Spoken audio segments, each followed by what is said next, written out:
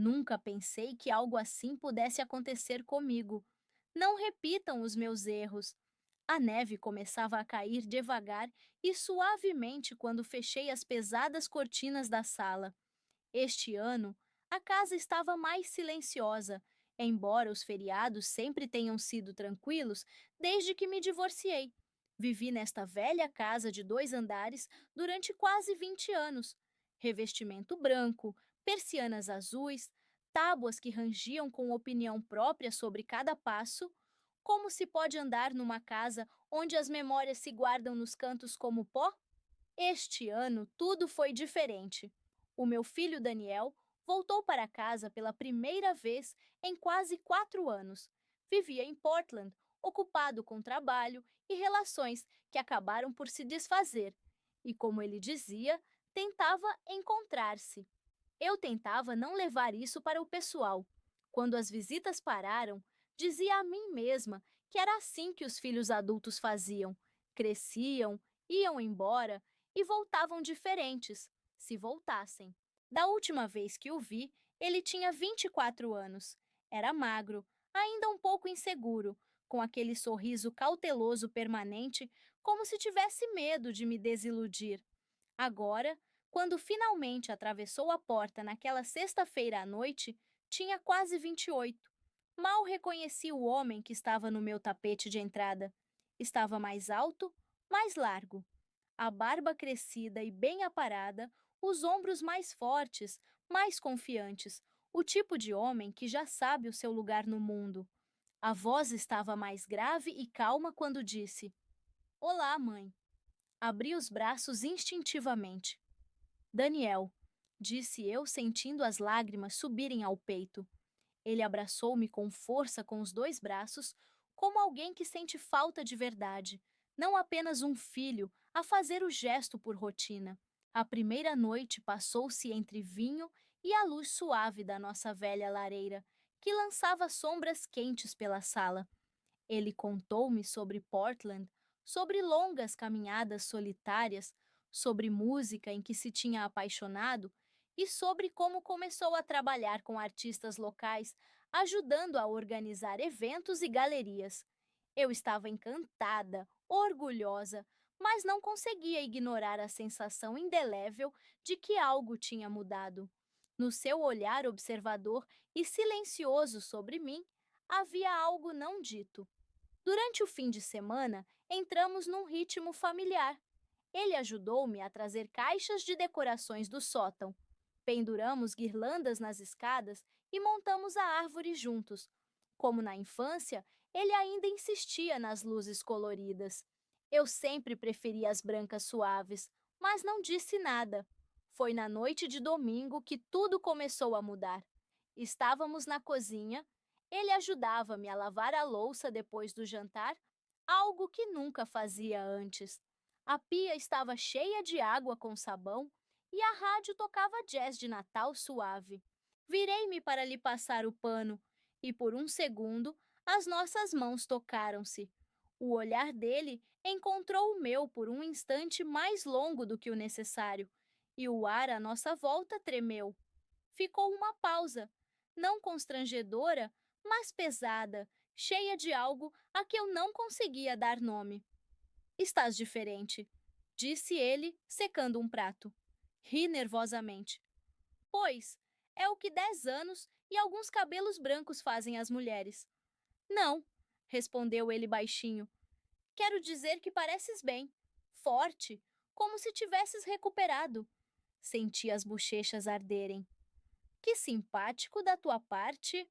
Ele pousou o prato e virou-se completamente para mim. Não estou a ser simpático, estou a falar a sério. O silêncio prolongou-se.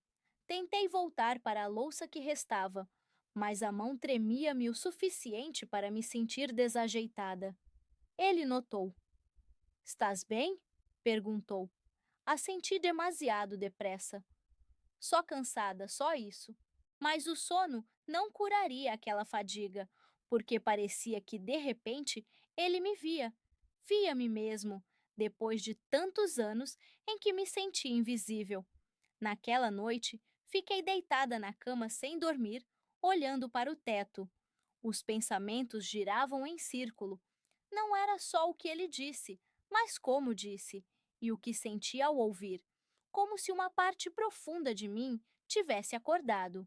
Uma parte que eu tinha escondido há tanto tempo que quase me esquecera dela. No dia seguinte, tudo parecia quase normal. Assamos biscoitos juntos, uma velha tradição. Ele insistia em pôr demasiadas gotas de chocolate, como sempre. A casa encheu-se de cheiro a açúcar e manteiga. E como antigamente foi só riso, música e calor. Mas o olhar dele sobre mim não mudou. Se mudou, ficou mais intenso, mais intencional. Mais tarde, nesse mesmo dia, sentamo-nos à lareira com canecas de chocolate quente nas mãos. Lá fora, a neve caía, pintando as janelas de branco suave. O reflexo das chamas dançava no rosto dele quando se virou para mim. Posso perguntar-te uma coisa? Claro.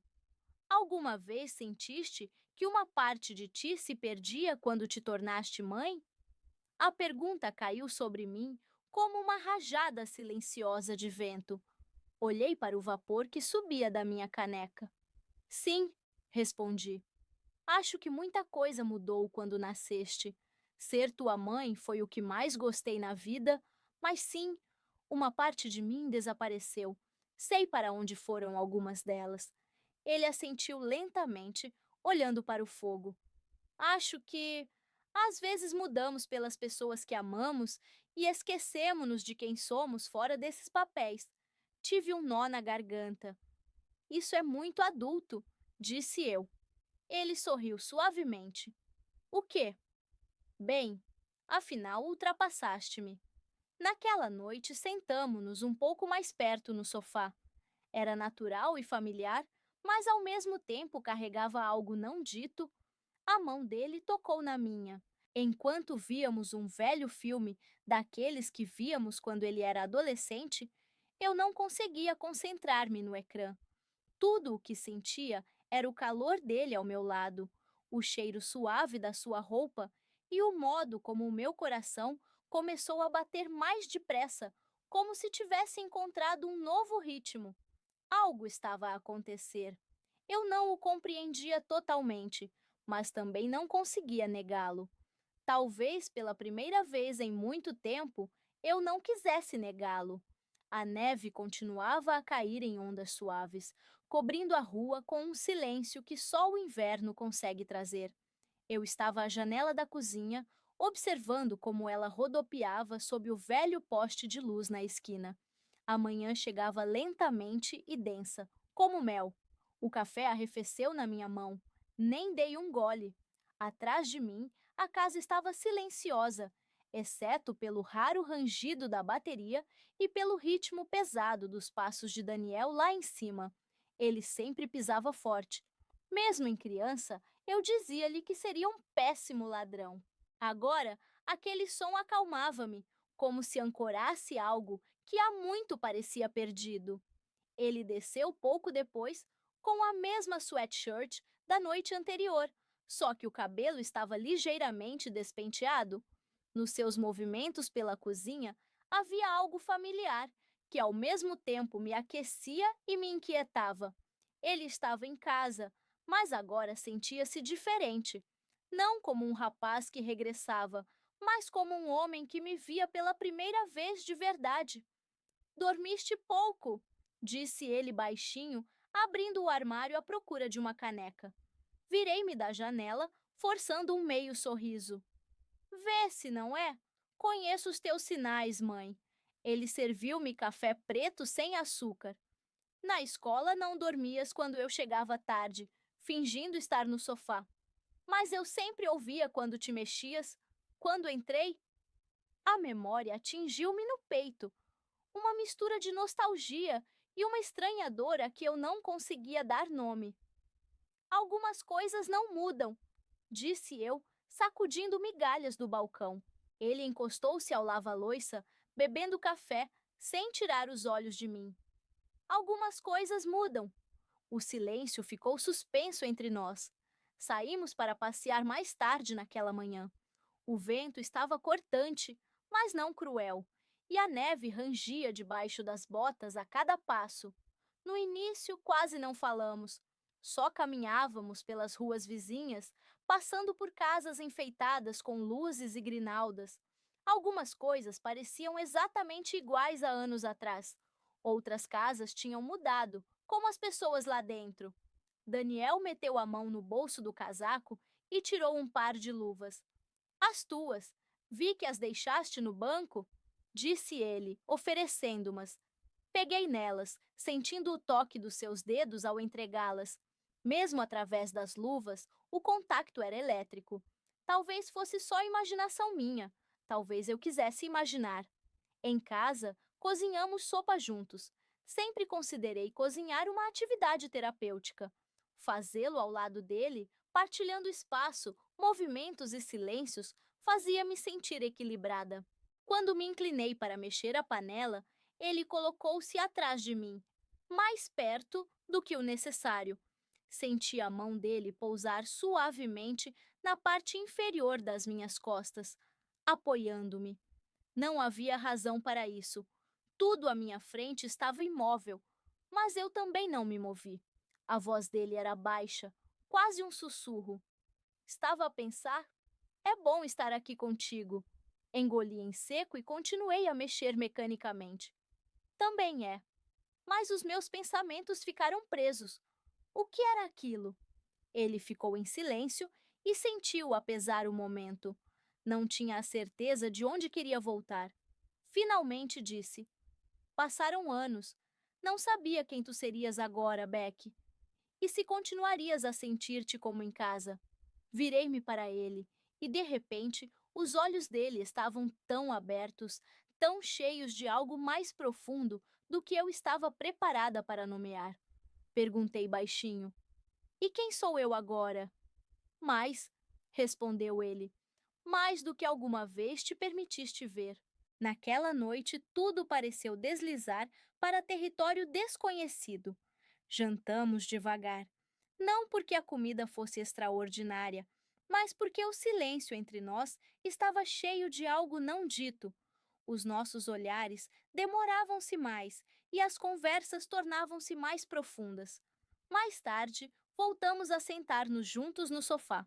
As luzes da árvore de Natal lançavam tons suaves nas paredes. Só que desta vez não víamos filme, só falávamos. Ele contou-me coisas que nunca tinha partilhado antes, dúvidas sobre o futuro, a solidão que o invadiu depois da última separação, como pensou centenas de vezes em ligar-me, mas não sabia o que dizer. Pensava que tinha de estar forte antes de te voltar a ver, mas, emocionalmente, como se me permitissem ser vulnerável outra vez. O que se seguiu foi uma manhã de incerteza, como se até o sol não soubesse como nascer depois de uma noite daquelas. Tomamos o pequeno almoço com uma cautela terna. Ele fez café, eu torrei pão. As nossas mãos tocavam-se, os olhares cruzavam-se, mas não dizíamos nada. Só pensávamos os dois. Depois saímos juntos. A neve rangia debaixo dos pés. O ar estava cortante e fresco. O mundo parecia limpo, como se tivesse sido lavado durante a noite. Na rua havia silêncio, mas não dentro de mim. Dentro de mim tremia algo frágil e vivo. Foi ele quem quebrou o silêncio enquanto passávamos por casa de um vizinho. Achas que enlouquecemos? Sorri debilmente. Talvez, mas não estamos errados, perguntou ele. Parei por um momento. Acho que às vezes a vida junta as pessoas de formas que não esperamos. E talvez não se trate de certo ou errado. Talvez se trate de verdade. Ele olhou para mim. O olhar era penetrante. E qual é a tua verdade? A de que nunca me senti tão vista, tão desejada. E isso assusta-me. Ele parou. Não precisas de ter medo. Assenti lentamente, mas ele pegou-me na mão ali mesmo. Amém.